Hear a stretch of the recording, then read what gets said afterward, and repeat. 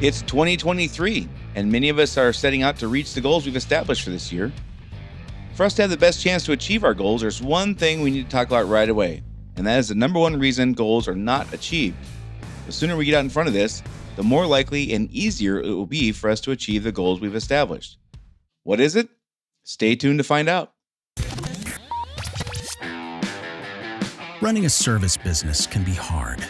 It is not unusual for business owners in industries like contracting, home repair, auto repair, business-to-business services like janitorial, IT and accounting, and many others to feel overwhelmed by all the priorities facing them at any given time. Between addressing the needs of the customers, managing the employees, figuring out the financials, and getting processes in place, feeling like you're making significant progress on your business journey can be difficult. Welcome to Service Industry Success, hosted by Brian Harding. Each week, Brian will look at real-world strategies for building the business you are dreaming of, while also sharing tactics to get through some of the most frustrating parts of business ownership with a lot more ease. Let's get started. All right, so it's a new year. 2023 is here. Happy New Year to all of you. And for most of us, I'd say the large percentage of people out there, especially business owners, set new goals for each year. Goals can be anything from we want to grow this amount, or we want to start doing this, or we want to stop doing that. It could be revenue goals, could be profit goals, could be headcount goals, could be invoice goals, could be types of service goals, could be growth and expanding geographic areas or opening different locations. I mean, the list just goes on and on and on. It's a great time of year. It's super exciting for a lot of folks. And I hope the topic the headline, I guess I should say, the title of this episode doesn't throw people off and make them think I'm some kind of a negative, wet blanket throwing New Year resolution crushing kind of person. That's not my intent. However, I do think it's important we talk about something right in the thick of this season of setting goals and having lofty expectations and acknowledging one of the, if not the most critical thing, I think it probably is the most critical thing or most likely reason that goals are not achieved now. I think it's important to get out in front of that. And this is one of those things that, while it's not super fun to talk about necessarily, it's also not productive in any way to dismiss it. A lot of folks are proponents of New Year's resolutions, like in their personal life. I don't really do that. I used to do that when I was younger. I don't really do that much of that stuff anymore. However, business is different. I think it is important to have goals for business. I think it is important to have a target we're aiming for and a purpose, for each year. Each year in a business has a different purpose. When you're first starting out, your purpose is stability, survival, cash flow. Are we going to make it? That's the purpose. And any of you guys who are familiar with the 5 stages I talk about with business, stage 1, I call them visionaries because we're just trying to figure out, what are we trying to build? Let's get some stability. Let's make it so we can survive and get some cash flow so we can get to the next month and the next year. And then that season kind of goes, and then we're in stage 2, and stage 2 is all about the customer. Like, who's their customer? Why should they buy from us? Why would they pick us instead of brand X? Blah, blah, blah. And then stage 3 is all about the employees. And stage 4 is all about processes and procedures. And stage 5 is all about, the company going on after the business owners are ready to step aside. So each year has a purpose. And I think it is really important to identify, what's our purpose for this year? What are we trying to do? And this is where we come up with our big ideas, which is really, like I said a couple times here, it's really important. We want to go from where we're at now to $5 million a year in revenue in 2023. Or we want to put $1 million to the bottom line this year. Or maybe this year we're going to buy a building. Or maybe this is the year I'm going to finally get out of a truck or out of the shop or stop doing XYZ, stop being a revenue producing employee in my own company. That's a big goal for a lot of business owners. And I hope you all get it this year. So these dreams and ideas are important. Elon Musk would not be Elon Musk without having tremendous vision. This kind of ability and desire to see, what are we trying to accomplish? Like, what's the point? Knowing that, I think, is wildly helpful. Successful people throughout history have had big ideas. We would not know the names Carnegie and JP Morgan and Henry Ford. We would not know any of those names if they didn't have big ideas. So I don't want to come across today as giving the impression that I'm a person who does not believe in big ideas. That is absolutely not the case. I truly do believe that big ideas matter. At least they have in my life. But for many, maybe even most, this is sometimes where it stops. Sometimes the idea stops with just the idea.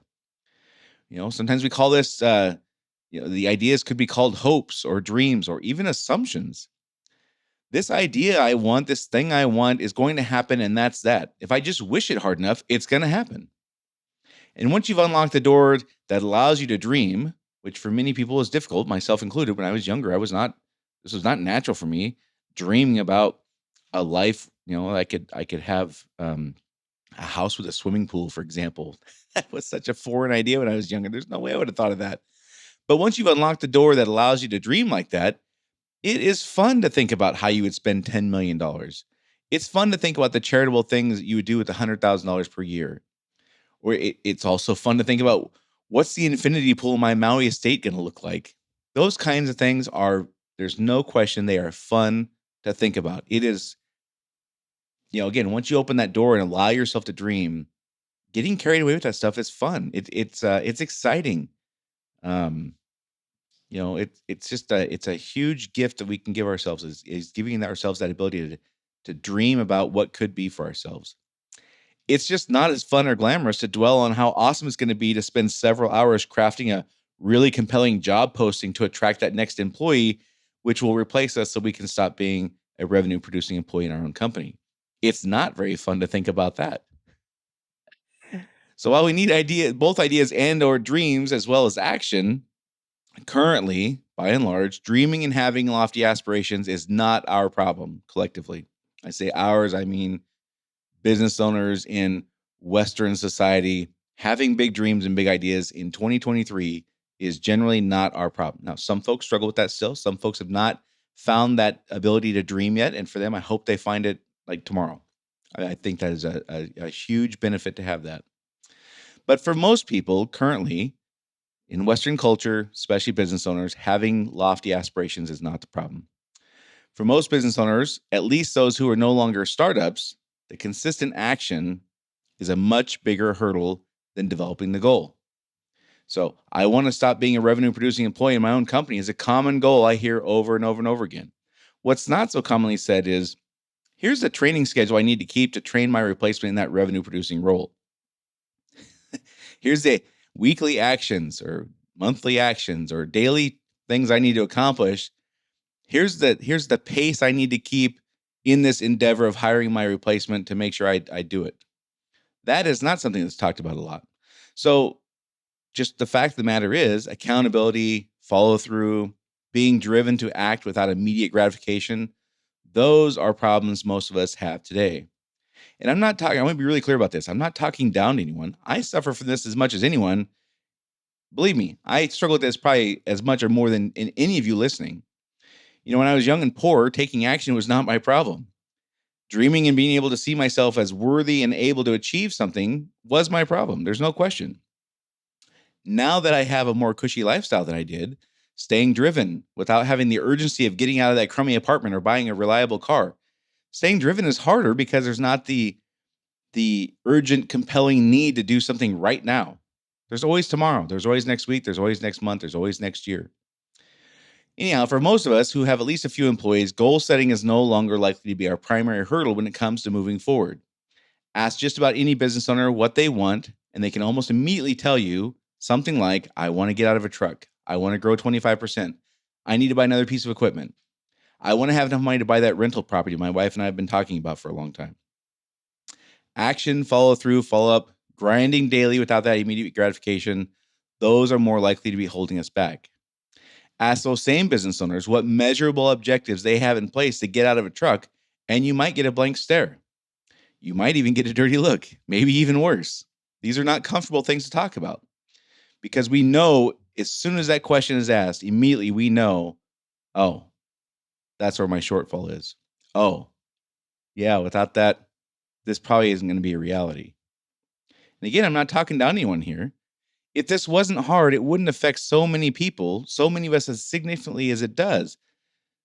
It is a thing, and it does affect a lot of us, and it's a huge hurdle for many of us. So I'm not talking down anyone here. Again, I struggle with this as much as anybody. But we can't just pretend like this is not a thing. That's not going to help either. So The way I look at this is what turns goals into reality is action. And I know that's super simple to say, and you've probably heard some version of that before. And that this is not a new idea. This idea has probably been around for, I don't know, 3,000 years. The truth is, goals are idea based. I either want something I don't have, or I don't want something I do have. Goals are largely centered around one of those two things. I'm sitting on the couch and I'm hungry. The goal is, I don't want to feel hungry. That's an idea. Without action, that simple goal will never be met without outside intervention. The goal of not feeling hungry cannot, in that situation where I'm sitting on the couch, staring at the TV, whatever, cannot be achieved without action. Period. Full stop. Objectives, however, are action based. The objective might be, I want to make my box of Hamburger Helper before Yellowstone comes on in 30 minutes. That requires action, and that objective speaks to that action. To make progress, obviously, we must take action. So, what is an action? My definition of an action is noun, verb, deadline. Following a procedure or a recipe in my Hamburger Helper box, each step is an action. Brown the ground beef before adding water. Noun, verb, deadline. So, what is an objective? To me, an objective is a definitive marker that we either did this thing or we did not do this thing. I want to prepare my Hamburger Helper before Yellowstone comes on in 30 minutes. I either do that or I do not do that. I want to hire 3 employees this quarter.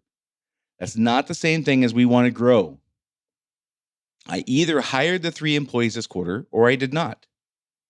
So you've heard me talk about smart objectives instead of smart goals. Now, when I came up early in my career, smart goals was a thing that lots of people talked about.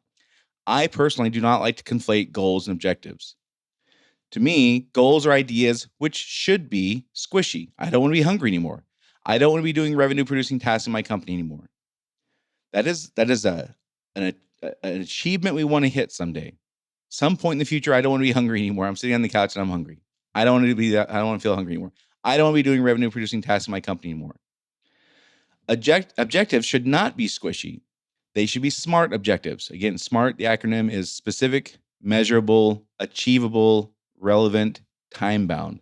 I'll go over that again later on. So if you want to get a piece of paper and pencil so you can write it down, you can, or you can hit the back button on your podcast player there. Examples of a SMART objective would be, I want to be out of a truck by January 1st, 2024. We will increase revenue by 20% this year over last year. Those are examples of SMART objectives. Now, why does this matter? Who cares if we're talking objectives and goals? Well, I care because if I'm talking about goals and objectives with the same language and I make them interchangeable, how will my team know when I have a specific expectation I want met and when I do not? How will they possibly know when I'm being squishy about something and when I'm not? And part of my role as a leader of the company is to not create and to eliminate as many of those situations where there can be conflict because we have assumptions that are not in alignment. They assume this is a goal. I assume it's an objective. The very, very, very predictable outcome is I'm going to be frustrated and they're going to wonder what my problem is. Very predictable. So part of my job is to identify these things and get out in front of them and say, I'm not going to talk about goals and objectives in the same manner because I want them to know what a goal is. That's a squishy thing we're working towards someday, whatever. An objective is we're going to do this or not do this. There's a difference there, and it's important for me and my team that we are on the same page on that. For that matter, if I'm not clear about it, what the difference between a goal and objective is, how would I even know half the time? I need to hold myself accountable too. So yes, we need to have dreams and develop compelling goals, these squishy ideas. Yes. And once that is done, most of our attention needs to be on the objectives and outcomes, objectives and actions. So can and should we reflect on the goals also? Of course. We need to think about how great it's going to be to swim in that infinity pool, or how great it's going to be to get out of a truck and be able to work on our business, not in our business, and become the captain of the ship instead of being the engineering tech, the whatever analogy you want to use. Yes, we need to think about that stuff. Is satisfying my hunger in the back of my mind as I'm preparing my Hamburger Helper going to happen? Of course. Do I need to take a break every few minutes, think about how awesome it's going to be when I'm no longer hungry? No. As I'm doing the tedious work of creating the training curriculum and the training calendar and writing the job post that's going to help me find and train my replacement so I can get out of a truck, it would be very helpful to think about how great it's going to be to not be in a truck anymore. But my focus, just like with my hamburger helper, needs to be on the actions, not the goal. But we must focus on the objectives and actions and the goal. Like we got to focus on all this stuff. There's no question. So like how we break that down? Now, as you probably know by now, my brain is fairly analytical. I'm probably on the extreme end of that. So you've heard of the 80-20 rule. I kind of would use that here. 80% of our focus should be on actions, 20% on the objectives and goal. And I would break that down a little further, even and say, 5 to 10% of our focus should be thinking about reaching the goal. So, I'm driving down the road, daydreaming about how great that infinity pool is going to be. Or if I'm driving from one job to the next and I'm still in a truck producing revenue and I don't want to be doing that anymore, daydreaming about how great it's going to be and all the wonderful things I can do to run the company when I'm not doing that is all completely appropriate. It constantly being in the back of our minds, 100% appropriate. But not when we need to be getting stuff done. Like pausing getting stuff done to think about the goal, in my mind, does not make a lot of sense. So I'd say 5 to 10% of our focus should be about the goal. 10 to 15% should be on the objective. I need to pick up the pace. Hey, Yellowstone's coming on in 15 minutes. I'll check Facebook later. I need to get focused on measuring the water to cook my noodles for my hamburger helper. Or in order to have my replacement ready by January 1st, 2024, I need 6 months to make sure they get trained. So I need to have that person hired by July 1st, 2023. Last time I hired somebody, it took me 4 months to find someone. I need to get cracking on brushing up that ad. So 10 to 15% of my energy needs to be on that objective. Like I'm either going to do this on time or I'm not going to do this on time. And 80% of our focus, I would say, should be focused on our actions. What action am I taking now? And what do I need to get ready to be doing next?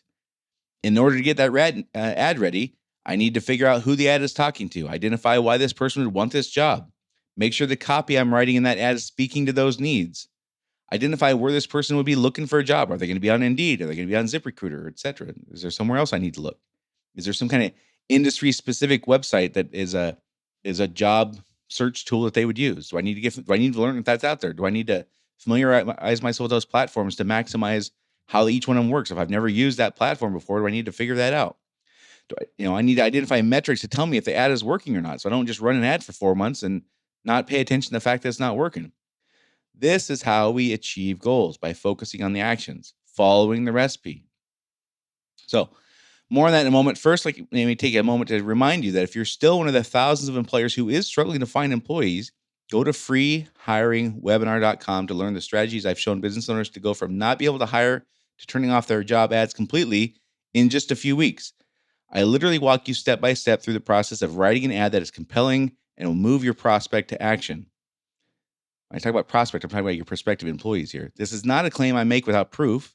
I was literally just talking to one of my clients this morning, who said, looking back on 2022, perhaps the greatest win he had was hiring 3 great employees at a time when nobody in his area, in his industry, had been able to find good employees. So go check it out if you're still looking to hire somebody, freehiringwebinar.com.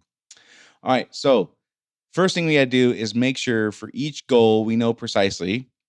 Again, the goal is pretty easy. But also, what is the correlating SMART objective? Again, SMART is specific, measurable, achievable, relevant, time-bound.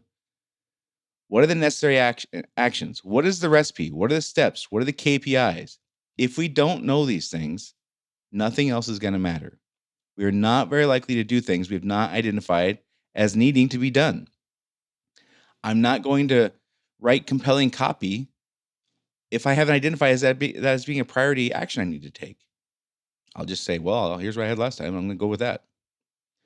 Maybe that was 6 years ago. Maybe things have changed in our industry. Maybe the person I'm trying to talk to is not the same person anymore. Maybe I tried that ad and I hired 3 people and none of them worked out. I need to fix that.